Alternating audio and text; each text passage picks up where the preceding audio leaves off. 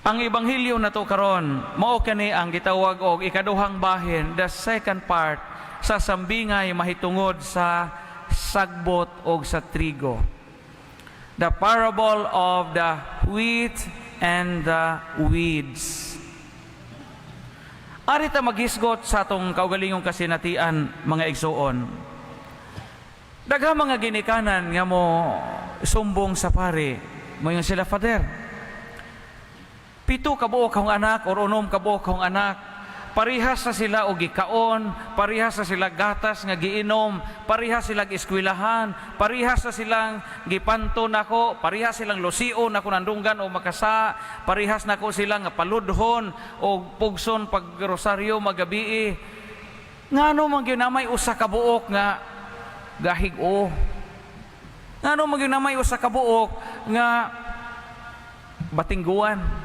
Ngano man gyud namay usa ka buok nga masupilon? Maglibog ka ngano? Kay parihas unta tanan, parihas ta sudan, parihas, pero nagiusa nga badlungon. Andi ra ba na nato matubag sa may itong itubag ana? Sa grupo or sa pundok, naay mga tao sa organisasyon nato, sa atong cluster baron or sa atong mga hugpong, naay mga tao nga way laing gipangita kanang pagpangita ra jud bikil. Kana bang maayo unta atong sabot, maayo atong plano, maayo atong mga laraw, naay mga tao nga ganahan ra gyud magsupak-supak nga wa sa lugar. Magsupak-supak, mangita gubot ng alingasa. Ina og naay mag-meeting ta maoy magdagtigaw. Unya, maoy kusog mo reklamo, maoy kusog mo tibad, hangtod sa punto nga mas malipay tagwa sila. Ikalipay nato nga wa sila kaysa naa sila. Kay aliwarusan ta nga di mangita o pamaagi nga makasunod sa unsay naiguan sa tanan. Ay mga tao nga ingon ana.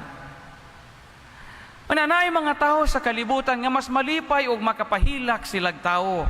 Mas malipay og makaguba silag kinabuhi. Mas malipay kon masakit ang ubang mga tao sa ilahang gihimo. Sa may tubag ni ana mga igsuon sa Ebanghelyo karon. Naay mga sagbot.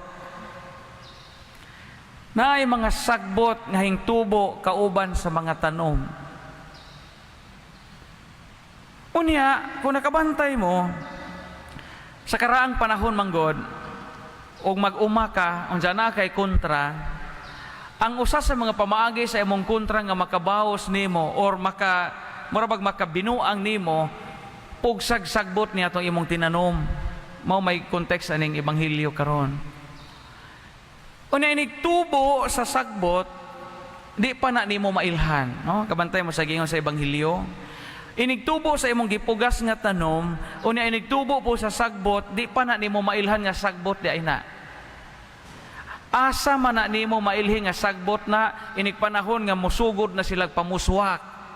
Kay nga imong tinanom nga trigo magay ibuswak, ang imong sagbot, ang sagbot nga hingsagol ang bunga sa maong sagbot. Ingana man pud sa atong kinabuhi. Magbantay ta sa mga sagbot sa katilingban. Ngano man di ka kailang nga sagbot na anhara na mailhan imong madugay na sa ilang binuhatan.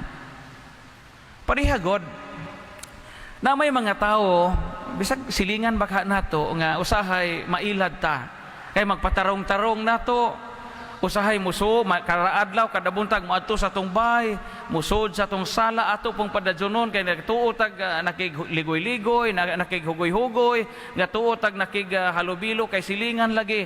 Pero wa lang ta kahibaw nga katong sige nag-anha dito sa atong bay, naniid ito. Aron naay ikalibak nato. Pero wa ta kahibaw kay maayo magtuyo. Ato dajon ari sud ari mare. Naniid ito og sa isang ikasaway sa tumbay. Naniid ito di ba bosluto na imong short. Naniid ito og ba sipuna na imong mga bata. Kay mo ikaw ra po ipanabi ato sa silingag so sikuan baga og lipstick lamig makeup gipang sip-on man gipang dalikdik to mga bata. Magbantay ta ni mga sagbot. Kay kining sagbot motipo na nato, di pa na nimo mailhan nga sagbot na. Anha na nimo mailhi inig pamunga na. Mo nay unang leksyon sa ebanghelyo karon. Ikaduhang leksyon nga mapupo nato sa ebanghelyo, mga igsoon. Dili nato ikasakit pag-adyo kung makaamgo kita nga sa kalibutan nganong wa pa panghipusa dayon sa Ginoo ni mga tao nga maot o sagbot o sa katilingban. Ngano man iya man nag-explain karon. Ingon ang Ginoo, ingon ang mga saop, amo ba ning ibto ning sagbot? Ingon ang tag-iya adyaw. Unsa ra inig ting-ani kay aho ra nang lainon. Isugba na no askadyo ang mga trigo ahong tigumon sa kamalig. Mao nay rason nga sa kalibutan gasagol ta ang maayo og dili, ang sagbot og ang tanom.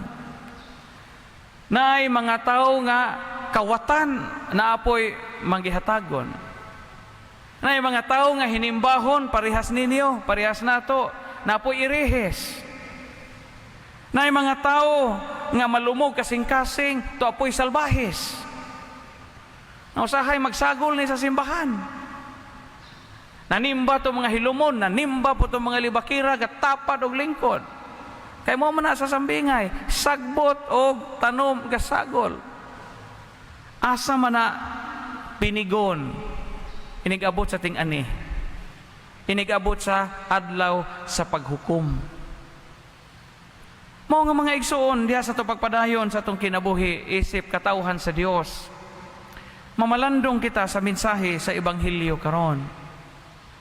Ug atong tan-awon ni atong kinabuhi asa man tama sakop. Matawag ba ka kitag tanom o maayong binhi sa uma sa Ginoo? Or dili ba ka simba ko? Sagbot ba ka kita sa katilingban? O sagbot ba ka kita nining Kristiyanos nga katilingban nga diin kita nahisakop?